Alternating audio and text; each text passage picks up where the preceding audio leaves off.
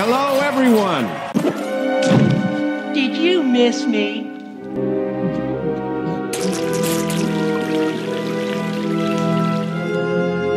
I guess not. Foundation ক্লাসের 4 number পার্টে সবাইকে স্বাগতম। কথা কম কাজ বেশি। Let's talk more work.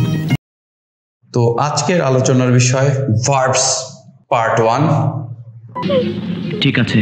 তো চলো ভার্ব সংক্রান্ত খুঁটিনাটি জানার চেষ্টা করি। Really?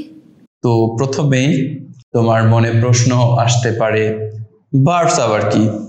বলতে পারবো না। তো ভার্ব হচ্ছে একটা সেন্টেন্সের হার্ট।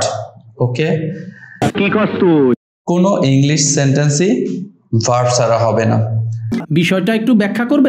দ্যাটস ওয়াই একটা মানুষ যেমন তার হৃৎপিণ্ড ছাড়া চলতে পারে না, ঠিক একই রকম ভাবে সেন্টেন্সও ভার্ব ছাড়া চলতে পারবে না। দ্যাটস ওয়াই এটাকে সেন্টেন্সের হার্ট বলা হয়। ও আচ্ছা। তো কাকে ভার্ব বলে? জানলেও বলবো না। তো অনেক ধরনের ডেফিনেশনস আছে ভার্ব সংক্রান্ত, নানান জন নানানভাবে ভার্বকে ডিফাইন করার চেষ্টা করে। তো আমরা মনে রাখবো যে ভার্ব কাজ করা বোঝায় অথবা কোনো কিছুর অবস্থা বোঝায়, কোনো কিছুর কন্ডিশন অথবা স্টেট তুলে ধরে। এই জন্য verbs express actions or conditions. এই অ্যাকশন মানে আবার ওই যে মারামারি ঢিসুম ঢিসুম ওই অ্যাকশনস না, আর এই কন্ডিশন মানে তুমি আবার ভাবতে পারো আমার দুরবস্থা এমন। হ্যাঁ, ভার্ব নানান ধরনের অবস্থা প্রকাশ করতে পারে এই কন্ডিশন দ্বারা। আমি যদি তোমাকে প্রশ্ন করি তুমি কেমন আছো, তুমি বলতে পারো যে আমি অনেক ক্লান্ত। তো দেখো আমি অনেক ক্লান্ত, এর ভিতরে কি কোনো ধরনের কাজকর্মের কথা বলা আছে? এমনটা নাই। তো এমন ব্যাপার। তাহলে ভার্ব সাধারণত কি? সাধারণত কোনো অ্যাকশন, কাজ অথবা কোনো অবস্থা বা কন্ডিশন প্রকাশ করে। তো কাব্যিক অথবা পুঁথিগত অথবা সাধু ভাষার ডেফিনেশন এইসব মনে না রেখে সহজে ভার্ব মনে রাখাই বেটার। সঠিক বলেছেন। এবার তোমার মনে প্রশ্ন আসতে পারে ভার্ব কত প্রকার? তুমি বিভিন্ন ক্লাসে বিভিন্ন জায়গাতে অনেক রকম প্রকারভেদ শুনে তোমার মাথার মধ্যে একটা হিজিবিজি অবস্থা সৃষ্টি হয়ে যায় যে এত এত প্রকার ভার্বস, একটা মনে রাখতে গিয়ে আর একটা ভুলে যাও এমন একটা অবস্থা। তারপরে এক এক জায়গায় এক একজন এক একভাবে ভার্বকে ডিফাইন করে, এক একভাবে ভার্বকে প্রকারভেদ নিয়ে চলে আসে। তো তখন আর কি তোমার অনেক কষ্ট হয়ে যায়। ভার্বের প্রকারভেদ আসলে করতে গেলে অনেক প্রকারের ভার্ব আছে। There are more than 45 types of verbs in English grammar. তারপরেও আর কি অ্যাকিউরেটলি যে 45, 46 আর 44 এমনটা না। আসলে বিভিন্ন গ্রামারে অথবা বিভিন্ন গ্রামারিয়ানরা আলাদা আলাদা ভাবে ভার্বকে ডিফাইন করছে, এই জন্য অনেক ভিন্নতা ক্রিয়েট হয়ে গেছে। আসলে আদৌ কি একটা স্টুডেন্টের এই 44, 45 টাইপস অফ ভার্বের দরকার আছে?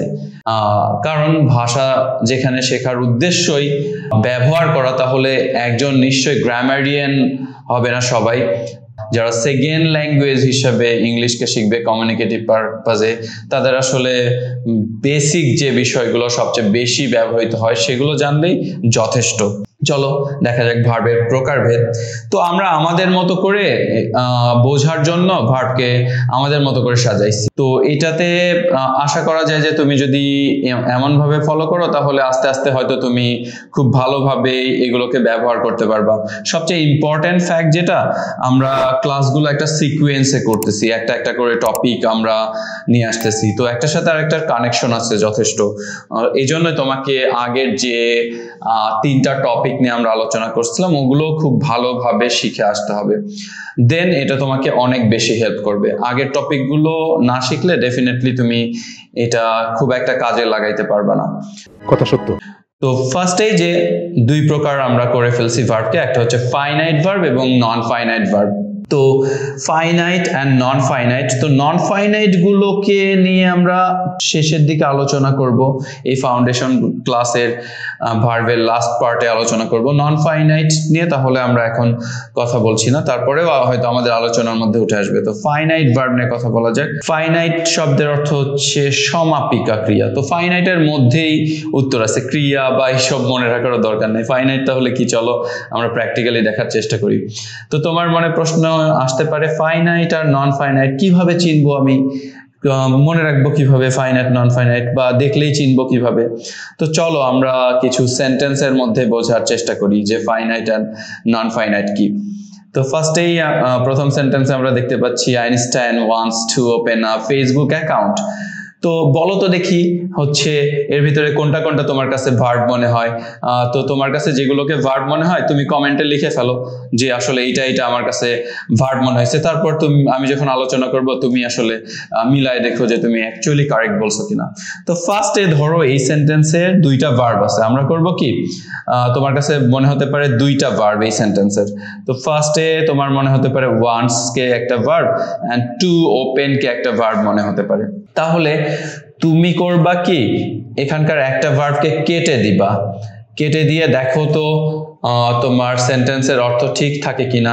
Einstein to open a Facebook account, তো দেখো তো এটা কোনো অর্থ প্রকাশ করে?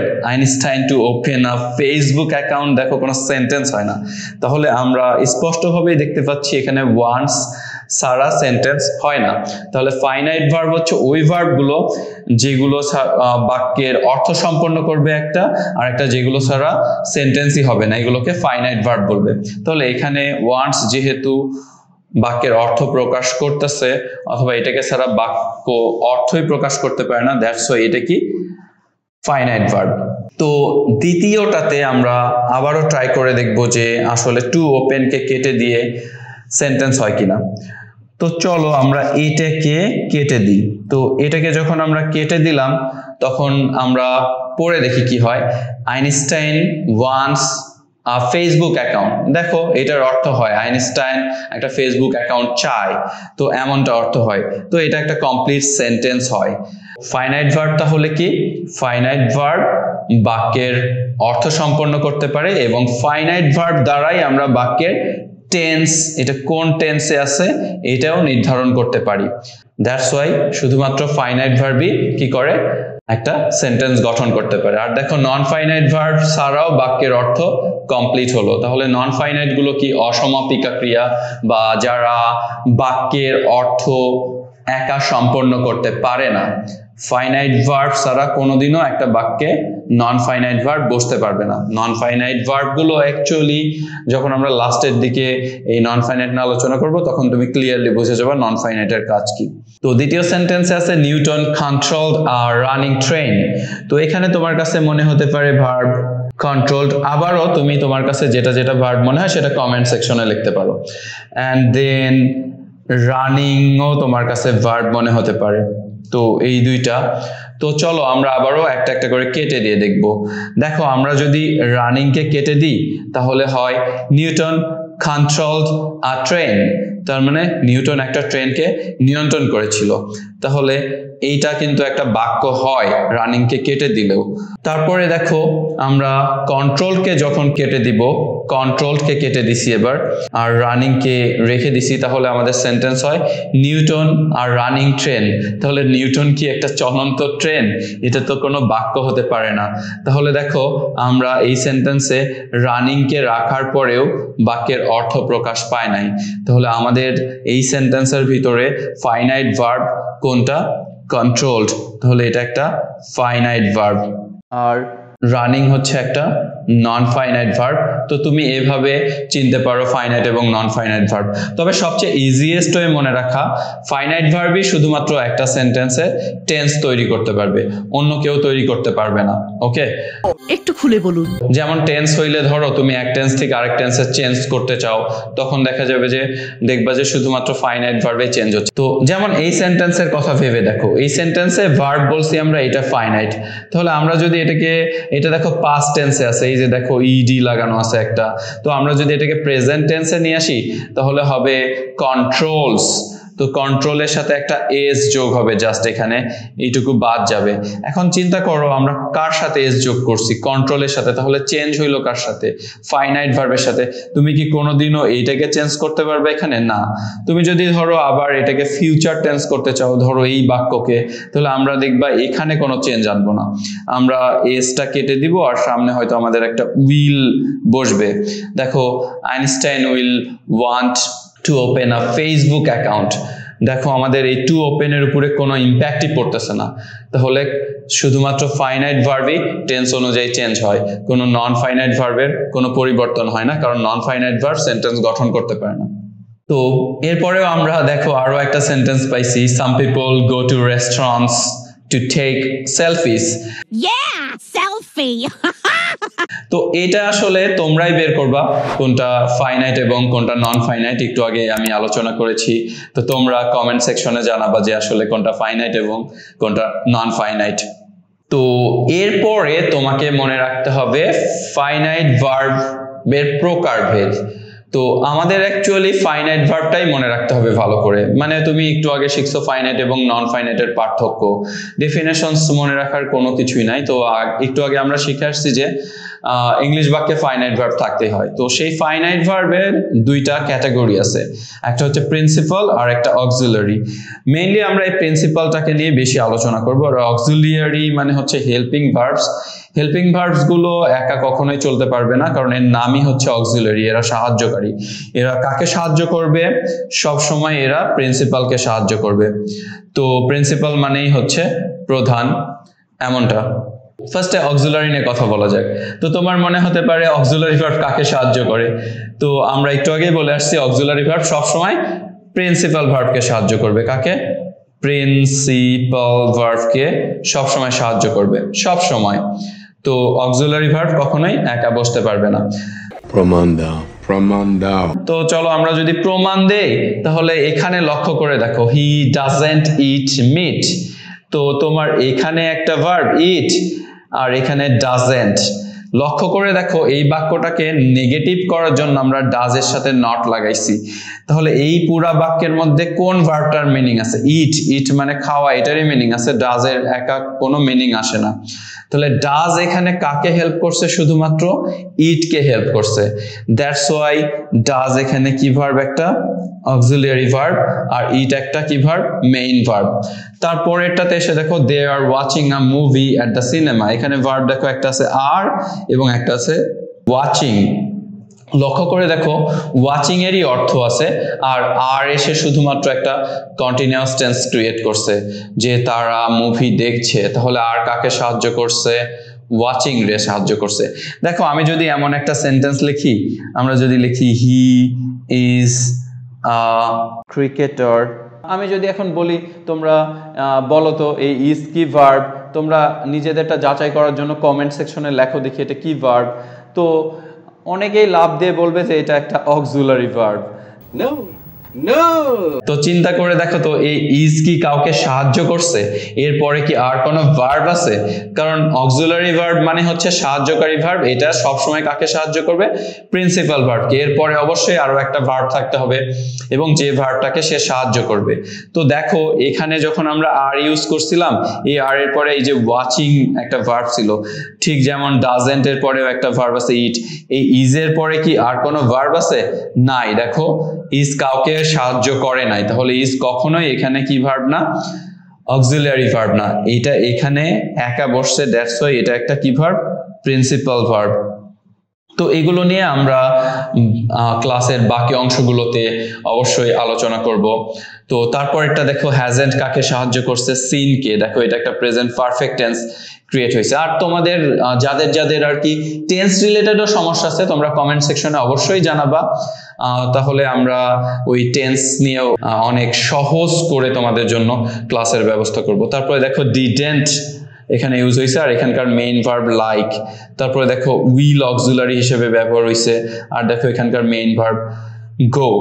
তো এমন আর কি। তাহলে আশা করব যে এখানে অক্সিলারি এবং প্রিন্সিপাল ভার্ব গুলো তোমরা বুঝতে পারছো। তাহলে মনে রাখতে হবে যে প্রিন্সিপাল ভার্বটা ইম্পর্টেন্ট, আর অক্সিলারি ভার্ব শুধুমাত্র কি করে? প্রিন্সিপাল ভার্বকে সাহায্য করতে আসে এবং টেন্স এবং মিনিং এর সামান্য কিছু প্রভাব রাখে টেন্স গঠনের ক্ষেত্রে। ভিন্ন ভিন্ন টেন্সের অ্যাসপেক্ট ক্রিয়েট করে এটাতে শুধু অক্সিলারি গুলো। তাহলে এখান থেকে আমরা শিখলাম অক্সিলারি কখনো একা চলতে পারে না, আর এটাকেও আমরা কখনোই অক্সিলারি বলতে পারবো না। এই একা যখনই বসছে তখনই এ মেইন ভার্ব হয়ে গেছে, প্রিন্সিপাল হয়ে গেছে। ক্লিয়ার? তো এরপরে আসবে অক্সিলারি দুই প্রকার। তো এগুলো ডিটেলস আসলে বিভিন্ন পরীক্ষার ক্ষেত্রে আর কি হেল্প হয়, আর ব্যবহারের ক্ষেত্রে মনে রাখলেও অনেকটা হেল্প হবে। তো এগুলো অনেক কঠিন কোনো কিছু না, তুমি অনেকবারই এগুলো তোমার টেক্সটের ভিতরে দেখবা এবং কথা বলার সময় তুমি লক্ষ্য করলেই তোমার মনে থাকবে। তো একটা গোছানো ওয়েতে তুমি যদি শিখে রাখো তাহলে তুমি যখনই ব্যবহার করতে যাবা তখনই দেখবা তোমার কাছে অনেক সহজ লাগতেছে। তো কোনো কিছু মানুষের জানা থাকলে ওইটা আসলে তার সামনে আসলে ওইটা পরিচিত মনে হয়। আদারওয়াইজ যদি তোমার গোছানো ওয়েতে প্রবলেমেটিক ওয়েতে তো যদি তোমার মাথার মধ্যে থাকে তাহলে তোমার ওইটাতে একটা ভীতি থাকবে সবসময়। তো এখানে আমরা অক্সিলারি দুই প্রকার পাইছি, একটা প্রাইমারি অক্সিলারি এবং আরেকটা হচ্ছে মডাল অক্সিলারি বা মডালস। তো এটা আবার প্রাইমারি স্কুল না অথবা মডেল না কোনো। তো নেক্সট আমরা প্রাইমারি অক্সিলারি নিয়ে আলোচনা করব। তো প্রাইমারি অক্সিলারির ফার্স্টে যেটা পড়ে সেটা হচ্ছে বি ভার্ব। তো অনেকেই টু বি বলে, অনেকে বি বলে। তো তুমি কমেন্ট করো তো দেখি হচ্ছে কোনগুলো বি ভার্ব।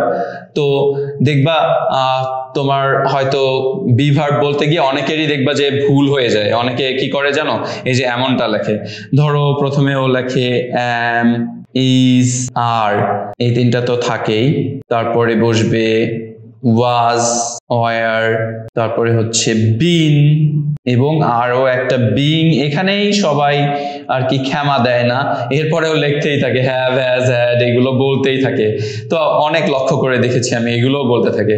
তো আজকে থেকে তুমি মনে রাখবা যে বি ভার্ব শুধু বি থেকে যেগুলো আসে ওগুলোই।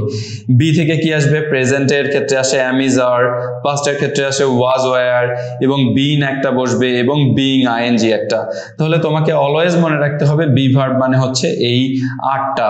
ওকে, এই আটটাই অলওয়েজ বি ভার্ব। তো এগুলো তুমি সহজে মনে রাখবা যে যখনই বি ভার্ব বসবে তখনই এই আটটা বসবে শুধুমাত্র। আর তুমি মনে রাখবে এটা কিন্তু প্রাইমারি অক্সিলারি, তার মানে এরা একা থাকবে না, এদের পরে অলওয়েজ আরো একটা মেইন ভার্ব থাকবে যাকে এরা সাহায্য করবে। নেক্সট হচ্ছে হ্যাভ একটা ভার্ব। তুমি টু হ্যাভও বলতে পারো, হ্যাভও বলতে পারো। তাহলে হ্যাভ এর মধ্যে শুধু বসবে হ্যাভ তো আছেই, হ্যাজ এবং হ্যাড, এই তিনটা। তারপরে ধরো আরো একটা আছে ডু। তো ডু এর তো তুমি জানোই এই যে ডাজ অ্যান্ড ডিড। তো দেখো মাত্র তিন ক্যাটাগরির প্রাইমারি অক্সিলারি। তো তুমি ইজিলি মনে রাখবা বি এবং বি এর মধ্যে তুমি নিজে নিজে মনে রাখবা am, is, are, was, were, been এবং being। তারপরে হচ্ছে হ্যাভ একটা অক্সিলারি, তিনটা এটাতে। ডু একটা অক্সিলারি, এর ভিতরে এরাও তিনটা আর কি, ডু, ডাজ, ডিড। তো এই ছিল হচ্ছে প্রাইমারি অক্সিলারি। Next modals. তো মডাল তুমি তো জানোই, can, could, should, shall, will, may, would, might। শুধু এরাই না, আরো মডালস আছে। তো ধরো এরাও মডালস। তো তোমাকে যেটা মনে রাখতে হবে সেটা হচ্ছে মডালস এবং প্রাইমারির মধ্যেকার কি পার্থক্য, মডাল এবং প্রাইমারি অক্সিলারির মধ্যে পার্থক্য। চলো আমরা মডাল এবং প্রাইমারি অক্সিলারির মধ্যে একটা পার্থক্য দেখার চেষ্টা করি। তো দেখো আমাদের এখানে সেন্টেন্স আছে she loves music, এটা একটা সেন্টেন্স। তো এই সেন্টেন্সটাকে আমরা যদি একটু নেগেটিভ করি তাহলে হয় she doesn't love music। এখন চিন্তা করে দেখো এখানে কিন্তু আমরা একটা অক্সিলারি ভার্ব পাইছি। এবার তুমি মনে করে দেখো তো এটা কোন অক্সিলারি, প্রাইমারি অক্সিলারি না মডাল অক্সিলারি? মনে করে দেখো প্রাইমারি অক্সিলারি তিন ক্যাটাগরি ছিল, একটা ছিল হচ্ছে বি, একটা ছিল হ্যাভ এবং আরেকটা ছিল ডু। তাহলে ডু এর মধ্যে কিন্তু ডাজ ছিল, তাহলে আমরা এখানে ডাজ লিখছি এবং এখানে লাভ হচ্ছে আমাদের মেইন ভার্ব। লক্ষ্য করে দেখো এখানে লাভের সাথে এস ছিল। তো যখনই আমরা এখানে ডাজ ইউজ করছি তখন এখানকার যে এসটা ছিল এই এস এটা উঠে গেছে। তাহলে যখনই আমরা একটা প্রাইমারি অক্সিলারি ইউজ করলাম তখন মেইন ভার্বের একটা পরিবর্তন হইলো। পরিবর্তনটা কি, এখানে একটা এস ছিল সেটা চলে গেছে। এবার পরের সেন্টেন্স দেখো they have found a new idea। তো দেখো এটা কিন্তু প্রাইমারি অক্সিলারি হ্যাভ এর মধ্যেই ছিল, এটা হ্যাভ। এবার চিন্তা করো এরপরে তো অবশ্যই একটা মেইন ভার্ব থাকার কথা। দেখো ফাউন্ড কি আসলে মেইন ফর্ম নাকি ফাইন্ড বেস ফর্ম? সেটা থেকে ফাউন্ড তার পাস্ট পার্টিসিপল আসছে। তাহলে কি এখানে হ্যাভ বসার পর তার পরের ভার্বটা কি কোনোদিনও মেইন ভার্ব আছে নাকি তার পরিবর্তন হয়ে গেছে, সেটার পাস্ট পার্টিসিপল হয়েছে? তো লক্ষ্য করে দেখো সেটার পাস্ট পার্টিসিপল হয়ে গেছে। তারপরে দেখো আরো পার্থক্য, she is running fast R she can run fast। এবার লক্ষ্য করে দেখো আমরা পাশাপাশি দুইটা রাখছি, একটা হচ্ছে ইজ প্রাইমারি অক্সিলারি, এতক্ষণ তুমি এটা শিখে গেছো, আর একটা ক্যান মডাল অক্সিলারি। তো আমাদের দুইটা মেইন ভার্বই রান থেকে আসছে, রান। তো দেখো স্পষ্ট পার্থক্যটা, যখনই আমরা প্রাইমারি অক্সিলারিটা ব্যবহার করছি এই পাশে, এই যে ইজ প্রাইমারি অক্সিলারি, তারপরে রান কি রানই থেকে গেছে নাকি সেই ভার্বটা চেঞ্জ হয়ে গেছে, এখানে একটা আইএনজি যোগ হয়ে গেছে। কিন্তু যখন আমরা মডাল অক্সিলারি ইউজ করছিলাম তারপরে রান ভার্বটার কি কোনো পরিবর্তন হয়েছে? তো তুমি মনে রাখবা যে প্রাইমারি অক্সিলারি যখনই ব্যবহার করব তার পরের ভার্বটা চেঞ্জ হয়ে যাবে, কিন্তু যখনই মডাল অক্সিলারি ইউজ করব তার পরের ভার্বটা শুধুমাত্র বেস থাকবে, কোনো এস ইডি কোনো কিছু তুমি যোগ করতে পারবে না। তারপরে এই এক্সাম্পলটা দেখো, we didn't go to Brazil last year. তো চিন্তা করে দেখো লাস্ট ইয়ার মানে হচ্ছে এটা একটা পাস্ট টেন্স হবে, তাহলে এটা কি আগে থেকে গো ছিল এই নেগেটিভ হওয়ার আগে? এটা অ্যাকচুয়ালি কি ছিল? ওয়েন্ট। তো লক্ষ্য করে দেখো এটা ওয়েন্ট ছিল। তো যখনই আমরা এটাকে পাস্ট টেন্স করছি তখনই আমাদের প্রাইমারি অক্সিলারি এসে যোগ হয়েছে ডিডন্ট। তো যখন আমরা এখানে ডিডন্ট বসাইছি তখনই এই ওয়েন্ট পাস্টটা চেঞ্জ হয়ে গিয়ে গো হয়ে গেছে। তাহলে ডিডন্ট কি অক্সিলারি? ডেফিনেটলি প্রাইমারি অক্সিলারি, আর প্রাইমারি অক্সিলারি পরের ভার্ব চেঞ্জ হয়ে যায়, তাহলে ওয়েন্ট চেঞ্জ হয়ে এখানে কি হয়ে গেছে? গো হয়ে গেছে। কিন্তু নিচের বাক্য দেখো, we couldn't go to Brazil last year, তাহলে এখানে আমরা মডাল অক্সিলারি ইউজ করছি কুডন্ট, কিন্তু আমরা কি গো কোনো চেঞ্জ করছি? দেখো গো জাস্ট বেস ফর্মে চলে গেছে। তাহলে তোমাকে এটা মনে রাখতে হবে যে প্রাইমারি অক্সিলারির পরের ভার্ব সবসময় কি হয়? চেঞ্জ হয়, আর মডাল অক্সিলারির পরের ভার্ব কখনোই চেঞ্জ হয় না, বেস ফর্ম থাকে। তো নেক্সট যেটা ব্যাপার সেটা হচ্ছে অক্সিলারি ভার্ব শেষ, আমরা পড়ে আসছিলাম অক্সিলারি কাকে সাহায্য করে? অলওয়েজ প্রিন্সিপাল ভার্বকে সাহায্য করে। তো প্রিন্সিপাল ভার্ব মনে রাখবা কিভাবে? প্রিন্সিপাল ভার্ব মনে রাখবো হচ্ছে এই ট্রাকের ড্রাইভারের মতো। ওকে, আমাদের ড্রাইভার ইদ্রিস এবং হেল্পার তৌহিদ। ট্রাকের ড্রাইভার যে সে হচ্ছে প্রিন্সিপাল, সেই প্রধান, আর হেল্পার যে সে হচ্ছে অক্সিলারি ভার্ব। তার মানে আমি বলতে চাচ্ছি যে ট্রাকের যে ড্রাইভার সে ইচ্ছা করলে হেল্পার ছাড়াও চলতে পারবে, আবার হেল্পারকে পাশে বসায় নিয়েও ড্রাইভ করতে পারবে। তার মানে প্রিন্সিপাল ভার্ব ইচ্ছা করলে অক্সিলারি ভার্ব নিয়েও চলতে পারে, আবার অক্সিলারি ভার্ব ছাড়াও চলতে পারে। যেমন আমাদের এই বাক্যটা লক্ষ্য করে দেখো, Rini is operating a modern train. তাহলে দেখো ইজ একটা প্রাইমারি অক্সিলারি আর অপারেটিং একটা কি ভার্ব? Principal verb. তারপরে সেন্টেন্স দেখো, Samiul is a computer expert. চিন্তা করে দেখো ইজ কিন্তু এখানে একাই বসছে, এ কাউকে সাহায্য করেনি। এখানকার ইজ আর নিচের ইজের মধ্যে অনেক পার্থক্য। এখানকার ইজ অক্সিলারি ভার্ব, এটা পরের ভার্বকে সাহায্য করছে, আর পরের ইজ কাউকে সাহায্য করেনি, এই জন্য এখানে কি ভার্ব? Principal verb. তাহলে প্রিন্সিপাল ভার্ব একাও চলতে পারে। তারপরে দেখো he has a business partner. দেখো তো হ্যাজ কাউকে সাহায্য করছে, আমরা প্রাইমারি অক্সিলারির মধ্যে হ্যাজ পাইছিলাম, কিন্তু অক্সিলারির মূল শর্তই এরপরে মেইন ভার্ব থাকতে হবে আরেকটা, কিন্তু এই হ্যাজ এর পরে কেউ আছে? নাই। তাহলে হ্যাজই এখানে কি ভার্ব? Principal verb.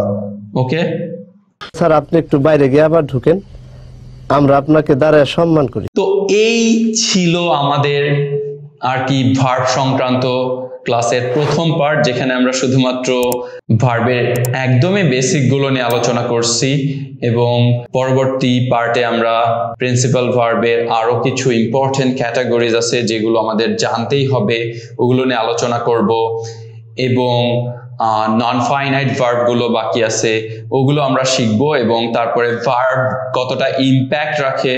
আমরা বলছি যে ইংলিশের হৃৎপিণ্ড যেটা, হার্ট যেটা, সেটা ভার্ব, তো কতটা ইম্প্যাক্ট রাখে এবং কত তোমার পড়াকে সহজ করে দিতে পারে। আমাদের প্রতিটা ক্লাসের শেষে যে একটা কোয়েশ্চেন সলভ এবং কতটা আমার শেখার ফলে পরিবর্তন হচ্ছে, এই বিষয়গুলো নিয়ে আলোচনা করা হয়েছে। তো সেগুলো অবশ্যই আমরা পরের পার্টগুলোতে তুলে ধরবো। আজ আমার সব ধারণা পাল্টে গেছে। তো সে পর্যন্ত তোমরা এই ক্লাসগুলো যে পর্যন্ত করেছো এগুলো বারবার প্র্যাকটিস করতে থাকো এবং বুঝে বুঝে প্র্যাকটিস করতে থাকো। প্রতিদিন অল্প অল্প করে প্র্যাকটিস করো, তাহলে তুমি অনেক সহজে এগুলো পার্মানেন্ট ভাবে আয়ত্ত করতে পারবা। গাঞ্জা খাই এই কুল পাই না, লেখাপড়া করবো কোন সময়? Okay, enjoy your day. खत्म। Bye bye, tata, good bye.